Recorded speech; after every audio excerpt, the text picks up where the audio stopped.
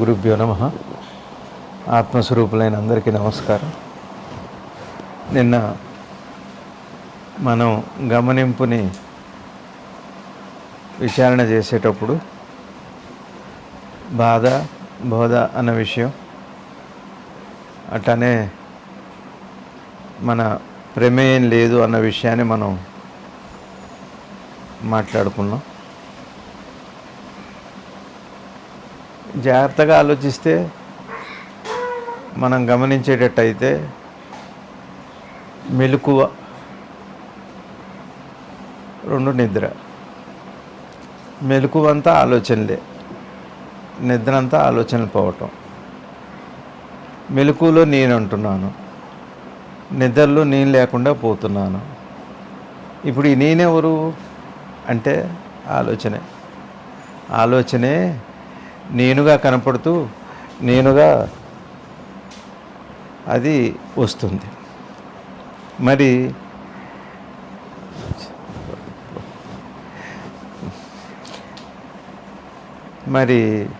నేనుగా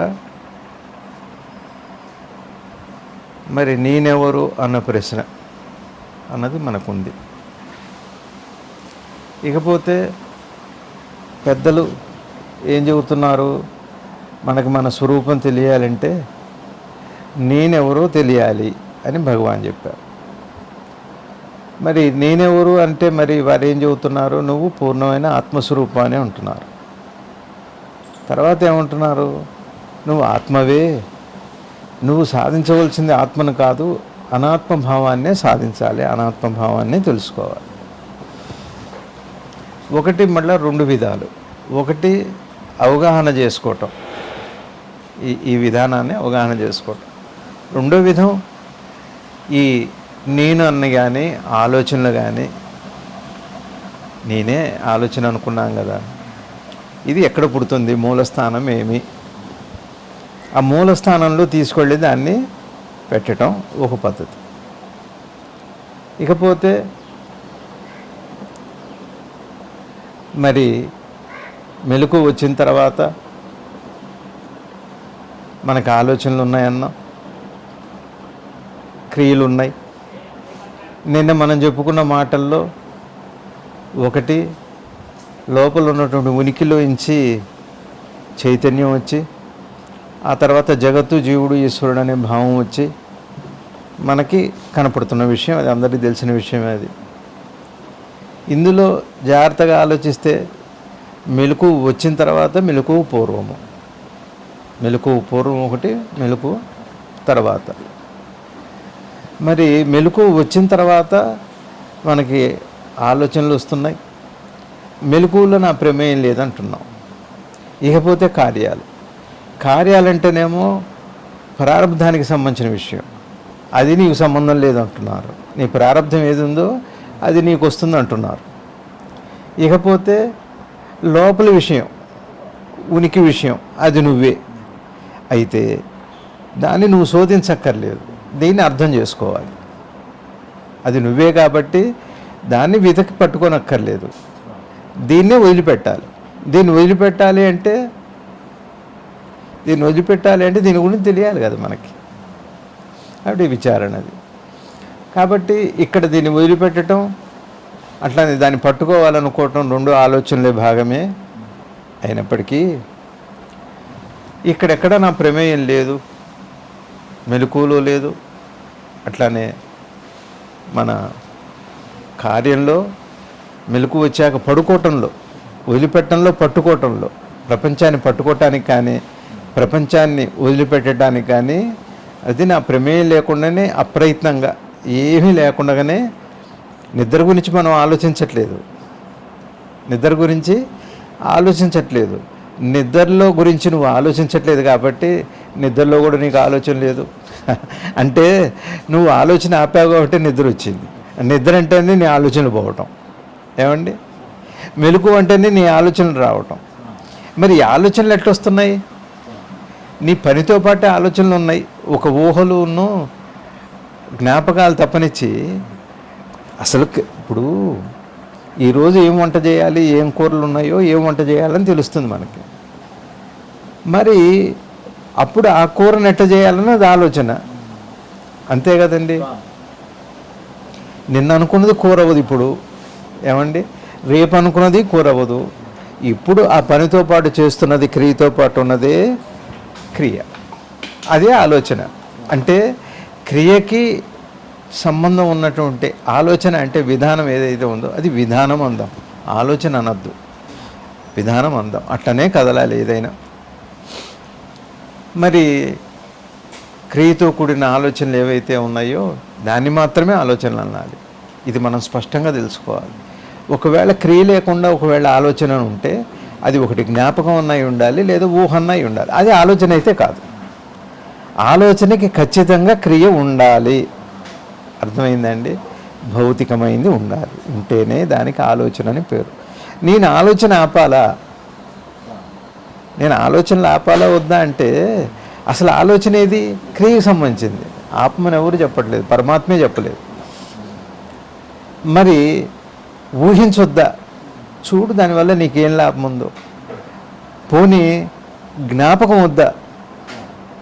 చూడు దానివల్ల ఏ ఏ ప్రయోజనాలు సిద్ధిస్తున్నాయి, దాని పరిధి ఎంతవరకు ఉంది, దాని ప్రయోజనం ఎంతవరకు ఉంది అన్న విషయం కూడా నిజమైన ఆలోచన. ఇప్పుడు ఆలోచించాలి. మళ్ళా నీ ముందు ఆలోచనలు ఆపి ధ్యానం చేసుకోమని పెద్దలు చెబుతున్నారు. ఇప్పుడు మనం ఏం చేయాలి? మనకి ఉన్న ఊహలు 2 జ్ఞాపకాలు. ఇప్పుడేమో ఆలోచన చేయాలి, ఈ జ్ఞాపకం వల్ల నాకేమన్నా ప్రయోజనం ఉందని ఆలోచించి చూడు, నీకే అర్థమవుతుంది. ఈ ఆలోచన ఉత్తమమైంది. తర్వాత మనకి ఎరుకతో పాటు ప్రపంచం తెలిసిన తర్వాత కావాలనుకుంటాం, కోరిక కలుగుతుంది. ఏ కోరికైనా, కోరిక లేనిది నిద్ర, కోరిక ఉన్నది మెలకువ. కానీ మెలకువ కోరిక కాదు, నిద్ర కోరిక కాదు. అసలు నిజమైన ఆలోచన అదే. ఆత్మ ఉనికిగా మారి, ఉనికి చైతన్యంగా మారి, చైతన్యం మనసు ఈ ప్రక్రియలని చేసేది ఆ క్రియా విధానానికి ఆలోచన అని పేరు. అసలు ఆలోచన అది, అందులో భాగమే. అంటే సంకోచ వ్యాకోచాలు బయటికి వ్యక్తం కావటం, లోపలికి నిష్క్రమించటం, ఈ 2 కూడా అందులో భాగమే. అంటే ఆలోచనకి ఏది కారణం? ఉనికి కదా. ఉనికిని ఆలోచించు. ఆలోచన ఎట్లా పోవాలని ఆలోచించడం కాదు, ఉనికిని ఆలోచించు. ఉనికి మూలాన్ని ఆలోచించు, చక్కగా అవగాహన చేసుకో. కాబట్టి మనకి ఆలోచన, కోరిక అని అన్నాం, కావాలనిపిస్తుంది, వద్దనిపిస్తుంది. మరి కోరిక ఉంది కదా, జాగ్రత్తగా ఆలోచిస్తే మనం ఒక మాట చెబుతాం. ఒక భగవంతుడి దగ్గరికి వెళ్తాం, తిరుపతి వెళ్తాం, ఆ వెంకటేశ్వర స్వామికి నమస్కారం చేసుకుంటాం, నా పిల్లలకి చదువు బాగా కావాలి అనుకుంటాం. అది కోరిక, బాగుంది. అయితే సడన్గా తనకు ఇల్లు కావాలి, ఆ ఇల్లు కూడా నీవే అనుగ్రహించు అని కోరిక వచ్చింది. అందుకని పెద్దల దగ్గరికి వెళ్ళి నాకు కోరిక కలిగింది అంటాం. కోరిక కలిగి అంటే నేనున్నాను, నా కోరిక వచ్చింది. అంతేగాక మనం ఇట్లా ప్రశాంతంగా కూర్చొని ఉంటాం, కొద్దిగా మనం గమనిస్తే అర్థమయ్యే విషయం. ఇలా కూర్చొని ఉంటాం, సడన్గా కాఫీ తాగాలి అనిపిస్తుంది. ఏం చెబుతాం? నాకు కాఫీ తాగాలి అనిపిస్తుంది అంటాం. అనిపించడం పేరే కోరిక. ఏమండి? అంటే నీకు కోరిక రావటం, ఆ కోరిక తెలియటం, దాన్ని అనిపించడం అని అంటున్నాం. కాబట్టి కోరిక వచ్చింది అని అంటున్నాం. అంటే కోరిక వచ్చేది నువ్వు చూస్తున్నావు అని అర్థం. అంటే అర్థం ఏంటి? ఏది వచ్చేదో, ఏది వస్తుందో అది వచ్చిపోయేదే కదా, అది వచ్చిపోయేదే. అందుకని వచ్చిపోయేదే కాబట్టి అది నువ్వు కాదు. కోరిక వచ్చింది అంటున్నావు, నువ్వు ఉన్నావు కదా. వచ్చామని దేన్ని అంటాం మనం?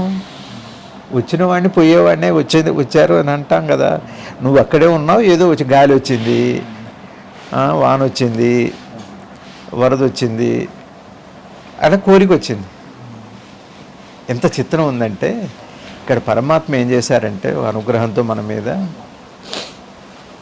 కోరిక మంచిదా చెడ్డదా, కోరికను దాటాలా వద్దా, ఇది కాదు, ఇది ఇట్లా వదిలిపెట్టండి. ఈ కోరిక వల్ల వచ్చే ఇబ్బందులు ఏమిటి, కోరిక కల్పిస్తున్నటువంటి విషయాలు ఏమిటి, ఇది ముందు మనం చర్చించుకోవాల్సిన విషయమే. అది కోరిక వచ్చాక ఏం జరుగుతుంది? ఎవరికైనా పిల్లాడు ఉన్నాడు, నిద్రపోయాడు, ఏ కోరిక లేదు, లేచాడు, లేచిన తర్వాత ఆలోచన రాలేదు, ఇంకా వచ్చాక వాడికి చాక్లెట్ తినాలని కోరిక వచ్చేది. వచ్చాక ఏం జరుగుతుందో మనందరికీ తెలుసు. కోరిక వచ్చాక సరే తీర్చారు, తీర్చాక మళ్ళీ మనసు ఏమవుతుంది అది మనకు తెలుసు, తీర్చకపోతే ఏమిటో మనకు తెలుసు.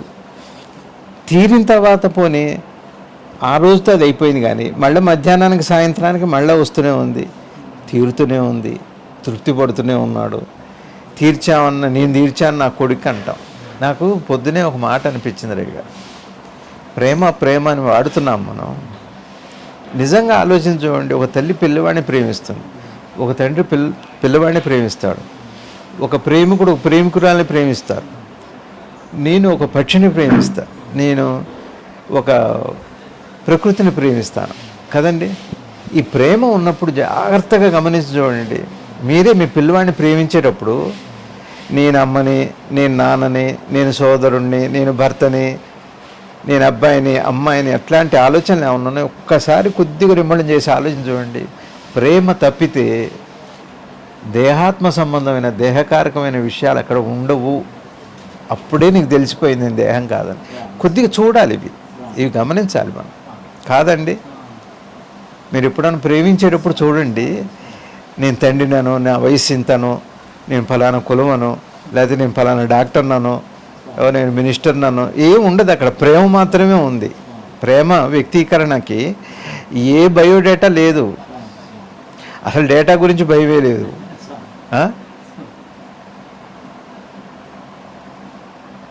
ఒక కుక్కని ప్రేమించేటప్పుడు కూడా కుక్కని ప్రేమించవు, ప్రేమ మాత్రమే ఉంటుంది. నువ్వు లేని ఒక అద్భుతమైనటువంటి లక్షణం ఏదైతే గుణం ఉందో దానికి ప్రేమ అని పేరు. నేను అంటే ఏం లేదు, ఇది కుక్క అని ఇష్టపడటం పేరు గుణం, దేహాత్మ లక్షణం. నువ్వు ఇష్టపడటమే కేవలం, అది ప్రేమ. కాబట్టి ప్రేమలో ఇట్లా ఉంది అని నా మనసుకు పొద్దున తోచింది. నేను ప్రేమ పడ్డ సంఘటనలో ఒకసారి నేను మననం చేస్తే నాకేమనిపించిందంటే, నాకు ఎప్పుడు నా వయసు గుర్తు రాలేదు, నా లింగం నాకు గుర్తు రాలేదు, నాకు ఏది గుర్తు, అసలు వాడిది గుర్తు రాలేదు. అమ్మాయిని అమ్మాయిగా ప్రేమిస్తారండి ఎవరన్నా? చంటిపిల్ల చేతిలో ఉంది, ప్రేమే ఉంది, ముద్దాడతాడు అంతే. తర్వాత అనొచ్చు నా కూతురు బంగారము, మా అబ్బాయి బంగారము, ఏదో తర్వాత నువ్వు లింగాన్ని గుర్తించదు. అప్పటికి ఆలోచనలోకి వచ్చావు. ప్రేమ పోయిన తర్వాత ఆలోచన వస్తుంది. ఆలోచన లేనప్పుడే మాత్రమే ప్రేమ ఉంటుందండి. అది ప్రేమ ఒక అద్భుతమైన పరస్పరంగా సాగే ఒక అద్భుతమైన ప్రక్రియ. అది ఇద్దరిని ఒకటి చేసే, ఇద్దరిని అంటే జీవాత్మని పరమాత్మని, జీవుల్ని ఈ ప్రకృతిని, జీవుడి నుంచి దైవాన్ని, ఇదంటే మధ్య ప్రేమ మాత్రమే ఉంది. అందుకనే ప్రేమే భగవంతుడు, లవ్ ఈజ్ గాడ్ అంటారు. అందుకు ప్రేమ స్వరూపుడు ఈశ్వరుడు. అందుకని ఇది ప్రేమ స్వరూపం అని చెప్పుకున్నాం. కాబట్టి కోరిక వచ్చింది, నాకు కోరిక వచ్చిందంట. అంటే వచ్చింది అంటే వచ్చేటప్పుడు నువ్వు చూడకుండా ఉంటావా? పరధ్యాసలో ఉన్నా సరే గుర్తుపట్టాకనే ఆ తర్వాత కోరికని చెబుతున్నావు. నువ్వు అన్నం తింటున్నావు, వడ్డం చేశారేవో, చింతకాయ పచ్చడి తినాలనిపిస్తుంది నాకంటే అనిపిస్తుందంట. కోరిక వచ్చి చింతకాయ పచ్చడి తినాలి అనిపించటం వాళ్ళు గుర్తుపట్టలా, ముందు నువ్వు గుర్తుపడతావు కదండి. ఇక్కడ భగవంతుడు ఏం చేశాడంటే మనకి, దానికి లొంగిపోతావా అంటే దానికి వశమైపోతావా, పరవశమవుతావా? పర అంటే నువ్వు, అది పర, అది నీకు పరగానే ఉంది ప్రస్తుతానికి. దాని వశం అవుతావా లేకపోతే దీని వశం అవుతావా? నీకు పరవశం కావాలా, వశం కావాలా? అక్కడ నీకు భగవంతుడు ఏం చేశాడంటే, ఇంత ప్రారంధం ఉన్నా, ఇంత జాతకాలున్నా ఏం చెబుతున్నారంటే పెద్దలు, అక్కడ నీవు నిర్ణయం తీసుకునేటటువంటి ఒక స్వేచ్ఛ ఈశ్వరుడు ఇచ్చి పంపాడు నీకు. అంతేగాని నాకు ఇట్లా ఉంది, నాకు ఇట్లా రాసి పెట్టుంది, నేను ఇట్లా ఉండటం కూడా రాసిపెట్టి ఉంది, అట్లా ఏం లేదండి. రాసిపెట్టి ఉందని తెలుసుకున్న వాడివి నువ్వు దాటే అవకాశం ఉందని కూడా రాసిపెట్టారు. ఆ విషయాన్ని మర్చిపోతే ఎట్లా మనం? అందుకనే పెద్దలు ఏం చెబుతున్నారంటే జ్యోతిష్యంలో సద్గురు శివానంద భగవాన్లు వారు ఏమంటారంటే, అవి గ్రహాలు కాదు, అనుగ్రహాలు. మణి చేత, మంత్రం చేత, దానం చేత, యజ్ఞం చేత, వీటి చేత మనం ఆ కర్మను దాటొచ్చు అని చెబుతున్నారు. ఇంకా ఏం చెబుతున్నారంటే, కర్మని అనుభవించమని ఎక్కడా లేదు అసలు. కర్మని ఎట్లా అనుభవించకుండా ఎట్లా ఉంటాం అని అడుగుతారు మీరు. దేహం నేను కాదు, ప్రారంధం వచ్చింది పోయింది అంటే మనసు నేను కాదు. ప్రారంధాన్ని పట్టించుకుంటే మనసు నాది అవుతుంది, ప్రారంధాన్ని నేను పట్టించుకోకపోతే మనసు నాది కాదు, విశ్వ మనసు అయిపోతుంది. ఏమండి ఇక్కడ ఈ ఊళ్ళో ఇల్లు మొత్తం కూలగొట్టి మొత్తం నిర్మానుష్యం చేస్తే ఇక్కడున్న ఆకాశం పరమాత్మకి ఏమిటి నష్టం, ఏమిటి లాభం? ఊరు ఉంటే ఎంత, ఊరు లేకపోతే ఎంత, ఊరితే ఎంత, ఊరకపోతే ఎంత. ఈ మీకు అర్థమవుతుందా? అందుకని ఇప్పుడు ఇక్కడ నీకు అనుభవించొద్దు, చివరికి అనుభవం నిన్న మనం మాట్లాడుకున్నాం ఈ విచారణలో. చివరి ఫలం ఏదైతే బాధ ఉందో, బాధ విషయంలో నీకు స్వేచ్ఛ ఉంది. బాధపడాలా వద్దా? ఎందుకు బాధపడకూడదు? ఒకటి లౌకిక విషయం, రెండు పారమార్థిక విషయం. నాకు జ్ఞానం కలుగుతుందా కలగదా? కలగట్లేదు, తెలియట్లేదు, బాధ. పొందటం తర్వాత అసలు తమాషా ఏమిటంటే, ఒకవేళ నా జ్ఞానం కలిగితే నేనే పోతుంది కాబట్టి తర్వాత దాన్ని ఉండి అనుభవించేవాడే. ఇప్పుడు నేను కారు కొనుక్కున్నా, నేను అనుభవిస్తున్నా కాబట్టి నాకు సంతోషం ఎప్పుడు ఉంటుంది. అట్లాంటిది ఉంటుందేనా మన ఆశ? అట్లాంటి ఆశకి చోట్లేదండి, అక్కడ ఆశించడానికి అవకాశం లేదు. నువ్వు పోవటం వరకే నీ చేతిలో ఉంది. భగవాన్ ఏమన్నారంటే, ఓ ఉప్పు బొమ్మ సముద్రాన్ని చూడటానికి లోతు చూడాలని దిగిందట. ఆ క్షణమే కరిగిపోయింది. నువ్వు ఉండి నువ్వు నీ ఆత్మానుభవం పొందుదామని ఆశపడుతున్నావేమో, అట్లాంటి అవకాశం అక్కడ లేదండి. నాకు తెలిసి నేను నిద్రపోతాను అనుకుంటావేమో, అదెంత అవకాశం ఉందో అక్కడ అంతే అవకాశం ఇక్కడ కూడా ఉంది. కాబట్టి మరి కోరిక, మరి ప్రారంధం. భగవాన్ ఏం చెబుతున్నారు? నీవు అత్యున్నతమైన విలువ ఇచ్చింది నీ ధ్యానానికి, నీ నామానికి, నీ మంత్రానికి విలువ ఇచ్చావు నువ్వు, దైవానికి. చాలా విశేషం అది, బాగుంది. ఈ ప్రక్రియ ఎంత చేసేది ఎవరు? మళ్ళీ మనసే. అంటే పెద్దలు ఏం చెబుతున్నారు, జ్ఞానులు ఏం చెబుతున్నారంటే, నీ మనసుకు విలువ ఇవ్వద్దు అంటున్నావు కదా, నీ మనసులో పుట్టిన దైవానికి ఏం విలువ ఉంది? దైవాన్ని తీసేయమని చెప్పట్లేదు, నీ మనసును తీసి చూడు, నీకు దైవం యొక్క స్వరూపం, తత్వం అర్థమవుతుందా అండి? రూపనామాలకు ఆవలున్నటువంటి తత్వం నీకు అనుభవంలోకి రావాలంటే నీ మనసుని, అంటే మనసును పట్టించుకోవద్దు అంటున్నారు. ధ్యానం ఇప్పుడు నీకు చాలా విలువ ఇచ్చాం మనం, ధ్యానానికి, భక్తికి, జ్ఞానానికి చాలా విలువ ఇచ్చాం మనం. మరి నాకేం రావట్లేదు కాబట్టి నాకు బాధ ఉంది. భగవాన్ ఏం చెప్పారంటే, నువ్వు బాధపడుతున్నావు, బాధ వదిలిపెట్టమన్నారు. ఇప్పుడు బాధను వదిలిపెట్టాలంటే ఏం చేయాలి? వాటిని వదిలిపెట్టాలి. వాటిని వదిలిపెట్టమని కాదు అర్థం దాన్ని. ఈ మనసు చేసే ఏ ప్రక్రియకైనా విలువ ఇవ్వకు అన్నారు. చేస్తే చేసుకునేవండి నామం, అది దానికి సంబంధించింది. అంటే ఎప్పుడైతే అట్లాంటి భావం, స్వేచ్ఛ అక్కడ ఉందో, నీ కర్మ విషయంలో కూడా అట్లాంటి స్వేచ్ఛ ఉంది. మరి ఏమండి, హోటల్కి వెళ్ళి చాయిస్ ఉంది కదా, నీకు కావాల్సిన టిఫిన్ మెనూ ఉందిగా, నీకు కావాల్సింది తింటావు, ఎంత తినగలవో అంత మాత్రమే తింటావు. అటువంటి అవకాశం కూడా ఈ సృష్టిలో కూడా, ఈ మెనూలో కూడా, భగవంతుడు అందించిన ఇంత పెద్ద మెనూలో కూడా కర్మ నాది కాదు, కర్మను అనుభవించకుండా బాధపోవటం అనే మాటకు అర్థం మనసులో బాధపోవటం. ఏ వృద్ధాప్యం ఉండొచ్చు, జబ్బు ఉండొచ్చు, లేకపోతే కష్టం ఉండొచ్చు, సుఖం ఉండొచ్చు, కానీ మనసులో బాధ లేకుండా చేసుకునే హక్కు నీకుంది. కానీ బయట ప్రారంధాన్ని నువ్వేం చేయలేవు. పరమాత్మ, శ్రీకృష్ణ పరమాత్మ కూడా మహాభారతంలో మరి ఆ దేహ ప్రారంధంలో ఆ స్వామి మరి ఆ దేహం తలకు ధర్మాన్ని చక్కగా పౌర్ణమి వినాయక చవితి పూజ చేశారు ఆయన, పౌర్ణమి స్నానాలు చేశారు, అర్ఘ్య ప్రదానాలు ఇచ్చారు, గోదానాలు చేశారు, తీర్థయాత్రలు చేశారు, సంతానం కోసం శివ పూజ చేసుకున్నారు. శివుడు పూజ చేస్తే ఆయనకి సాముడు అనే సంతానం కలిగిందని పురాణం చెబుతుంది, పెద్దలు చెబుతున్నారు. ఇవన్నీ మామూలుగా ఆ దేహం తాలూకా ఏమున్నాయో అట్లానే జరాసంధుడు వారి మీదకి యుద్ధానికి వస్తే 10 సార్లు దాక్కున్నారని చెబుతారు. ఆ చేతగాడ అంటే జరాసంధుడిలో ఉన్నది కూడా అదే. ఈ చైతన్యం, ఈ దేహం తాలూకా క్రియలు ఇట్లనే ఉంటాయి, అవి అట్టనే జరుగుతాయి, పరమాత్మకు సంబంధించిన విషయం కాదు. ఆయన వారు ఆ విషయాన్ని దాన్ని ఎంత బాగా చేశారు అంటే, తప్పించుకోగలిగితే తప్పించుకో, చేసేది ఉంటే ప్రారంభంలో చేసుకో, దానికి ఏమైనా లౌకికమైన విషయాలు అది ఒక ఉపాయం ఇట్లాంటివి ఎన్నో ఉన్నాయి, అవన్నీ ఉండనివ్వండి. కానీ ఒకే సమయంలో అందుకనే ఒక క్వశ్చన్ పేపర్లో 100 మార్కులకి అందులో 20 ఉంటాయి, 5 రాస్తే పాస్ అవుతాడు, 100కు 100 వస్తాయి. 20 రాయలేడు, రాయకూడదు కూడా, రాసినా కూడా 100 వస్తాయి కాదండి. అయితే స్టూడెంట్ ఏం చేస్తాడు, ఇందులో నాకు వచ్చింది ఏమిటి ముందు వెతుక్కుంటాడు. పెద్దలు కూడా ఏం చెబుతున్నారు, సైకలాజికల్గా నాకు మరుపు ఉంది అంటే ముందు వచ్చింది రాయి, తర్వాత జ్ఞాపకం వస్తాయి అంటున్నారు. అది విధానంలోనే ఉంది అది. అందుకని వచ్చింది చక్కగా రాసుకొని చక్కగా అట్లా జరిగి తను అందులో ఉత్తీర్ణుడు అవుతున్నాడు. అటువంటిదే మన ముందు ఒకటే ఉంది, ఎరుక ఉంది. ఆ ఎరుక తర్వాత ఆ మనసు కోరుకోవటం ఉంది, ఆ కోరుకున్న తర్వాత వచ్చే బాధ ఉంది. ఇది అంతిమ ఫలం అండి.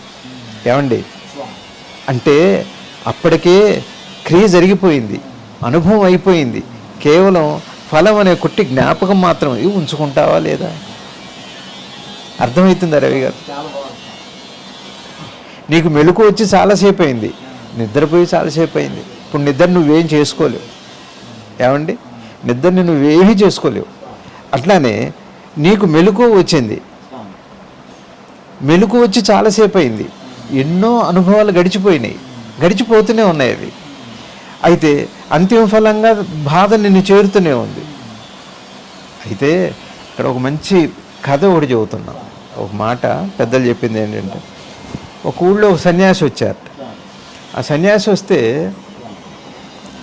ఆ సన్యాసి అంటే ఆ ఊళ్ళో ఒక ఆయన అందరూ వెళ్తుంటే ఆయనకి కొంచెం ఎట్లనో ఉంది, మనసుకు నచ్చలే ఆయనకి. పోయి ఆ సన్యాసి వారి మొహం మీద అంత పేడ వేశారు. అక్కడున్న శిష్యులకు కోపం వచ్చింది, ఆయన్ని కొట్టాలని వచ్చారు. ఆ స్వాములు వారు వారించారు, ఆయన నవ్వుతూనే ఉన్నారు. అతను వెళ్ళిపోయాడు. వెళ్ళిపోయిన తర్వాత అదేంటి స్వామి అట్లా అని వాళ్ళు అడిగారు. ఆయనే నవ్వే ఊరుకున్నారు. అతనికి వెళ్ళిన తర్వాత ఒక పశ్చాత్తాపం, అయ్యో పొరపాటు చేశాను, నేను అంత పేడ వేస్తే కూడా నవ్వుతూనే ఉన్నారు, వాళ్ళు ఎవరు నన్ను కొట్టపోతే కూడా వారించారు, అదే చిరునవ్వు అతన్ని కదిలించి వేసింది. అది ఆ రాత్రి నిద్ర లేదు పాపం అతను. మరుసటి రోజు పొద్దున్నే వెళ్ళి ఆయన కాళ్ళ మీద పడి, స్వామి నన్ను క్షమించండి అని. ఎందుకు అన్నారు. ఎందుకంటే నిన్న నేను తప్పు చేశాను, మీ మీద పేడ వేశాను నేను. అది సరే, నిన్న ఉన్న గుణం ఇప్పుడు నీ దగ్గర ఉందా? నిన్ననేమో వీరి మీద ఒక ద్వేషము, ఒక కక్ష తీర్చుకునే ఒక ప్రయత్నము, అట్లాంటి గుణం నిన్నుంది. ఆ గుణం ఇప్పుడు నీకు ఇప్పుడు పశ్చాత్తాపము, పవిత్రము ఉంది. దేన్ని నేను క్షమించాలి? కాబట్టి ఇప్పుడు నేను క్షమించాల్సిన అవసరం నాకు లేదు. అతను ఆ రోజు మారిపోయాడు. అట్లానే ఇవన్నీ కూడా మనకి ఈ ప్రారంధము అంటే ఈ ఫలం ఏదైతే ఉందో రవి గారు, బాధ అనేది చివరికి వస్తుందండి. ఎట్లాంటిదంటే పాము బిళ్ళలను అమ్ముతారు దీపావళి మందుల్లో, అగ్గిపుల్ల గీసి అంటించగానే పులుసు పుసు పుసు పుసు అని పాములాగా వస్తుంది. చివరికి అక్కడ మసే మిగులుతుంది, ఏం లేదు. ఈ బాధ ఎటువంటిది అంటే ఇందాకటిది ఎక్స్పీరియన్సు, ఇందాకటిది దాంతోనే అయిపోయింది. దాని ఫలం ఏదో అయిపోయింది. నీవు స్వీకరించి నీవు పెట్టుకొని నువ్వు బాధపడటం అనే ప్రక్రియ తాడును చూసి పామును కొట్టడం లాంటిదే. నీ స్వరూపం బాధ కాదు. సరే, మరి నా సంఘటనలు నన్ను బాధ పెడుతున్నాయండి, మరి నా కష్ట సుఖాలు నన్ను బాధ పెడుతున్నాయండి అంటున్నావు, బాగుంది. మరి రాత్రి నిద్రలో ఏమైనాయి? నీ స్వరూప లక్షణం కాదది, బాధ నీ స్వరూపం కాదది, యువతల క్రియ తాలూకా. అసలు నువ్వు ఒక క్రియ చేసి ఒక అనుభవాన్ని పొంది ఒక ఫలాన్ని పొందుతున్నావు. అంతకంటే ముందు ఒక క్రియ, ఒక అనుభవం, ఒక ఫలం అప్పటికే అయిపోయింది. ఏమిటి? ఆ ఉనికి చైతన్యంగా మారటం, చైతన్యం ఎరుకుగా మారి నీకు ఈ ప్రపంచం తెలియటం ఆల్మోస్ట్ ఫలం అయిపోయింది. అంటే నీ సాధన కూడా పూర్తి అయిపోయింది. నువ్వెవరో నీకు అప్పటికే తెలిసిపోయింది. అయితే మనం ఏం చేస్తున్నాం తెలియక యువతలది సాధన, యువతలది ఫలం అని అనుకుంటున్నాం మనం. పోనీలేండి, ఏం అభ్యంతరం లేదు.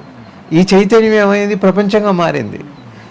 నా చైతన్యం నాకు తెలియట్లేదు, ప్రపంచమే చైతన్యం. మరి ఒక చెట్టు అయినా చూస్తే మనకి ఒక ఉనికి కనపడుతూనే ఉంది. చెట్టులో కూడా ఉనికి అంటే అది ఉన్నట్టు తెలియటమే. అంటే పరమాత్మ ఉండనే ఉన్నాడు అప్పటికీ కూడా. అర్థమవుతుందండి.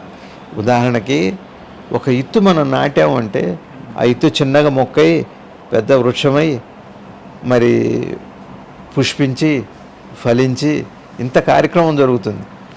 మరి ఇదంతా కార్యక్రమం అంతా ఇత్తు దగ్గర నుంచే మొదలైంది కదా. మనం ఏం చేస్తున్నాం? పండు దగ్గరనే ఆలోచిస్తున్నాం. కాలం అనే మాటకు అర్థం ఏంటంటే విత్తు దగ్గర నుంచి మళ్ళీ పండు దాకా కాలం, కానీ కేవలం పండు మాత్రమే కాలం కాదు. ఇక్కడే మనం విభేదిస్తున్నాం. కాబట్టి పరమాత్మ కూడా, కృష్ణ పరమాత్మ, భగవాను, సద్గురు శివానంద గురుదేవులు వారంతా కూడా ఏంటంటే ఏముందో వారికి తెలిసినప్పటికీ కూడా ఆ కాలం వచ్చేంత వరకు వాళ్ళు ఆతురా పడలేదు. అందుకనే నాకే పొద్దునే ఊరికి అనిపించింది, కృష్ణుడిది క్షేత్రం, రాముడిది క్షేత్రం, మంది ఆత్రం. ఆత్రమే, ఇంకేం ఆత్రంగాకేముంది? ప్రతిదానికి ఆత్రం ఉంది. దానికి క్షేత్రం కావాలి, ధైర్యం కావాలి. ఏమండి, మన అహంకారాన్ని తోసిపుచ్చడానికి కావాల్సిన ధైర్యం, ఎంతో ధైర్యం కావాలి. నేను లేకపోతే ఎట్లా అంటాం?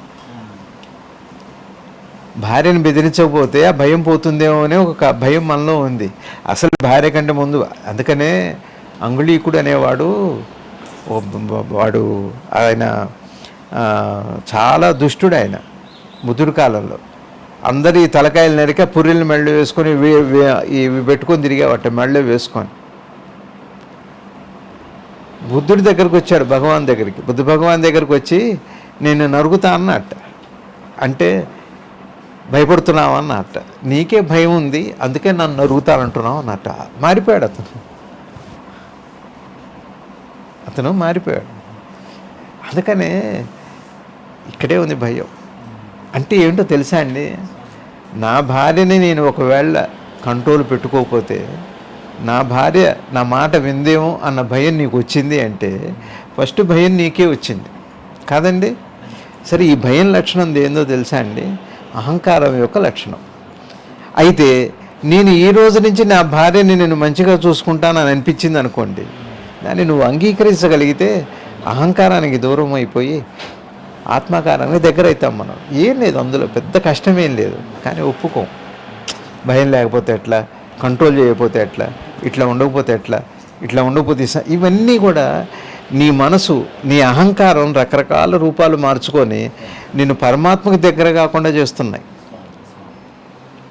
కాబట్టి ఎక్స్పీరియన్స్ మనం ఏమంటున్నామంటే, అసలు నువ్వు ఎక్స్పీరియన్స్ ఏది ఉన్నావో, ఎక్స్పీరియన్స్ గడిచిపోయిన తర్వాత ఎక్స్పీరియన్స్గా ఫీల్ అవుతున్న జ్ఞాపకాన్ని మనం ఎక్స్పీరియన్స్ కావాలని వెతుక్కోవటం కేవలం భ్రమ మాత్రమే అని మనం గుర్తుపట్టిన రోజున మనకి నిజమైన అనుభవం అనుభవంలోకి వస్తుంది.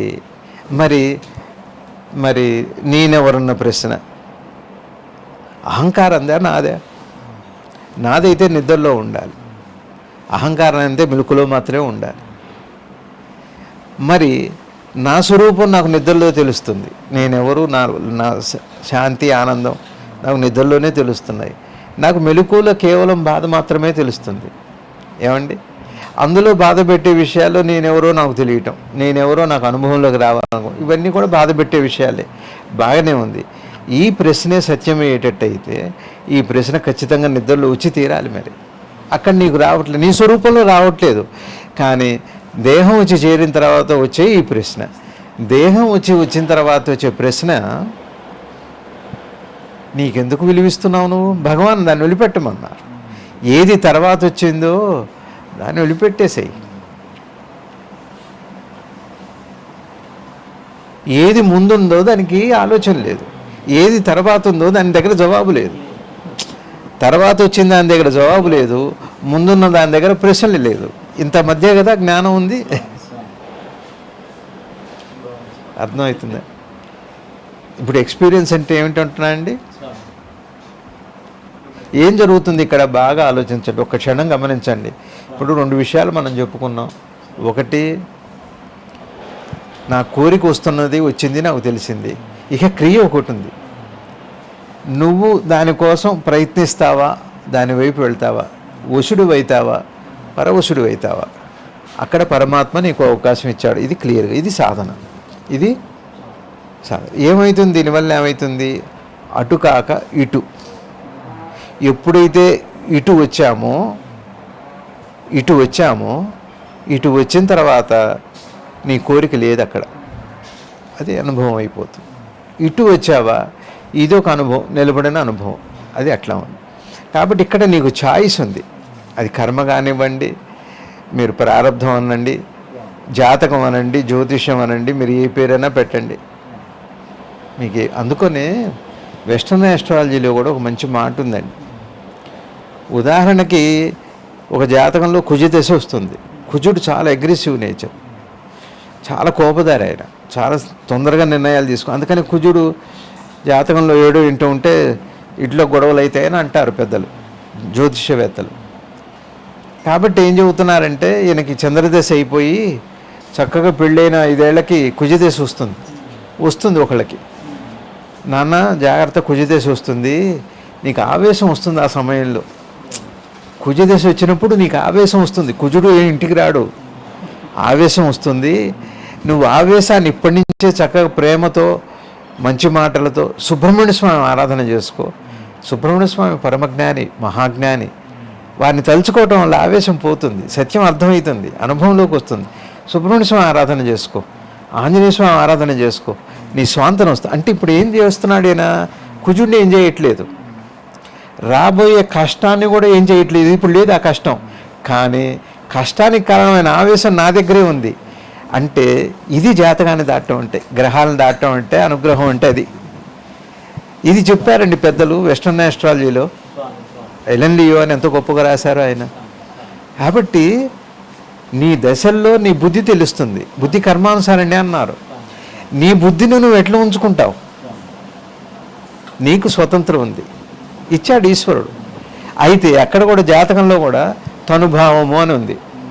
తనుభావము, ఆత్మకారకుడు రవి. తనుభావము, నేనన్న భావం, నేనన్న భావం చుట్టూ మళ్ళీ 12 భావాలు. ఇది జాతకం. 12 భావాల మధ్యలో నేనన్న భావం ఒకటి, ఇది 11 అవి. ఇది కాక జీవనం ఏంటి? దీంట్లో మళ్ళీ గుణాలు. ఏమండి? దీంట్లో గుణాలు. దీంట్లో ఏమిటి? పెద్దలు ఏం చెబుతున్నారంటే, జాతకంలో శని గ్రహం ఉంది. శని చాలా గొప్పవారు, ఆయన చాలా వైరాగ్యం, ఆ తర్వాత చాలా పట్టుదల, ఏకాగ్రత, ప్రతిదీ విచక్షణాత్మకమైన వివేకవంతమైనటువంటి గుణం శని భగవానుడిది. చాలా గొప్పవారు ఆయన. అయితే ఒక గ్రహ దృష్టి వల్ల కానీ, ఒక గ్రహం యొక్క సంయోగం వల్ల కానీ ఆ గుణాలు ఈ గుణాలు మిళితమైపోయి కొత్త గుణం వస్తుంది. ఉదాహరణకి చంద్రుడు మనఃకారకుడు, ఈ శనితో ఎక్కడో కలిసి ఉంటాడు, డిప్రెషన్ కింద మారిపోతుంది. అక్కడ పట్టుదల ఏమవుతుందంటే అంత బలిష్టంగా డిప్రెషన్ అయిపోతుంది. అంత బలిష్టంగా చంద్రుడు మనఃకారకుడు అంటే చంచలం, విపరీతం అయిపోతుంది ఈ చంచలత్వం. ఇంకా ఆ చంచలం లేదు. ఇది జ్యోతిష్యంలో, ఇదిగో ఈ గ్రహం వల్ల నీకు చంచలత్వం రాబోతుంది, శివారాధన చేసుకో, బుద్ధిల బలం యశోధైర్యం ఆంజనేయ స్వామి స్తోత్రం చేసుకో, దాన్ని దాటొచ్చు నువ్వు. దాన్ని ఎక్కడ దాటుతున్నావు? జ్యోతిష్యాన్ని అంటే కర్మని, ప్రారంభ అంటే బుద్ధి కర్మానుసారణి అంటే నీ బుద్ధిని మారిస్తే నీ కర్మ మారిపోతుందండి. ఇగో ఇది విచారణ మార్గమే. జ్యోతిష్యం కూడా భయపడటం కాదండి, భయపడటం కాదు అసలు. పెద్దలు చెప్పిన జ్యోతిష్యం కూడా మహర్షులు ఏళ్ళనాటి శని కోసం తపస్సు చేశారు. ఎప్పుడు వస్తుందో ఎదురు చూసేవారట. ఏళ్ళనాటి శనిలో అద్భుతమైనటువంటి జ్ఞాన సంపత్తి వస్తుంది. జ్ఞాన సంపద, శని జ్ఞాన సంపద, జ్ఞాన కారకుడు గురుడు. జ్ఞానానికి ఇప్పుడు భగవాన్ చెప్పినట్టుగా ఒకటి విచారణ, రెండు సాధన. విచారణ గురుడైతే శని సాధన, రెండు కలవాలి. అట్లాంటి శని గురువుల మధ్య మంచి దృష్టి ఏర్పడింది అనుకోండి, వాడు మహాయోగి అవుతాడు, భగవానంతటి వాడు అవుతాడు, భగవంతుడే అవుతాడు. కాబట్టి ఇప్పుడు మీకు అర్థమైందండి. ఏం చెబుతున్నారు? నీకు కుజుడు వస్తున్నాడు, కుజుడు వస్తే నీకు ఆవేశం పెరుగుతుంది, ఆవేశం పెరిగితే అనర్థాలు ఉన్నాయని పెద్దలు చెబుతారు. తన కోపమే తన శత్రువు ఉంది, ఆవేశం నష్టం. కాబట్టి ఇప్పుడు నువ్వు దాటవలసింది కుజ జపం చేయించుకో, మంచిదే, ఇంకేదైనా చేసుకో. కానీ నీ ఆవేశం దేనివల్ల వస్తుందో కూడా చెప్పారు మన జ్యోతిష్యంలో. ఏమండి, నీకు ప్రయాణాలు ఇష్టం, నీ భార్యకి ప్రయాణాలు ఇష్టం లేదు. ఈ కుజుడు వెళ్ళి ప్రయాణ స్థానంలో ఉన్నాడు. కాబట్టి మీ ఇద్దరికి పంచాయతీ ఎక్కడొస్తుంది అంటే ప్రయాణాల దగ్గర వస్తుంది. అట్లా విడిపోయిన వాళ్ళు కూడా ఉన్నారు. మర్యాదల దగ్గర వస్తుంది, తల్లిదండ్రుల దగ్గర వస్తుంది, పని వాళ్ళ దగ్గర వస్తుంది. ఇట్లా కారణం కూడా చెబుతున్నారు. కాబట్టి ఇప్పుడు పనివాళ్ళైనా, అత్తగారైనా, మామగారైనా, యజమానైనా, ఎవరన్నా కానీ మళ్ళీ ఇక్కడ ఎక్కడొచ్చి ఆగుతుంది? నీ బుద్ధి దగ్గర వచ్చి ఆగుతుంది. కాబట్టి నీ బుద్ధిలో ఆవేశం పోతే అక్కడ ఎవరన్నా ఉండని, నీకేంటి కదండి. అది అంటే ఆ జ్యోతిష్యం మళ్ళీ అదే చెబుతుంది. వేదాంతం చూస్తే కూడా అంటే దాని అర్థం ఏంటి? నువ్వు ఇప్పుడు బాగున్నావు, నీ కుజ దశ వస్తే ఆవేశం వస్తుంది. ఒక దశ వల్ల నీకేమొచ్చింది? శాంతిగా ఉన్నావు. ఒక దశ వల్ల నువ్వేం చేస్తున్నావు? ధ్యానం చేసుకుంటున్నావు. ఒక దశ వల్ల నీకు ఇది మారిపోయి అది వస్తుంది. ఒకప్పుడు ఇష్టం వచ్చినట్టు తిరిగేవాడు భగవంతుడి వైపు వెళుతున్నాడు. ఇప్పుడు బాగా పూజలు చేసేవాడు నాస్తికత్వం వైపు అన్నీ వదిలిపెట్టేసి నాస్తికుడు అవుతున్నాడు. అది రాబోతుంది, జాగ్రత్త. ఇప్పుడు మీరిద్దరు కలిసే ఉన్నారు, విడిపోతారు, జాగ్రత్త అని చెబుతున్నారు. విడిపోతారు, జాగ్రత్త, ఇట్లా ఉండు, దీనికి కారణం ఇదేం చెబుతున్నారు. అంటే నువ్వున్నావు, ఇవన్నీ వస్తున్నాయి. నువ్వుండి నీ గుణాలు వస్తున్నాయి. అంటే నువ్వుండి వచ్చే గుణాలను కూడా మార్చుకోవచ్చుగా. ఏమండి, కంటి ముందు దుమ్ము వస్తే ఇట్లా అంటున్నావే, ఈగొస్తే ఇట్లా అంటున్నావే, అది అనుకోలేవా? జిడ్డు కృష్ణమూర్తి గారు ఏమన్నారంటే, నీ చొక్కాకి మురికంటితే వెంటనే కడిగే శుభ్రంగా ఉంటున్నావు, సెంటు రాసుకుంటున్నావు, మరి మనసు విషయంలో ఎందుకు శుద్ధిగా ఉండట్లేదు అన్నారు ఆయన. నీ చేతిలో ఉందంటున్నా.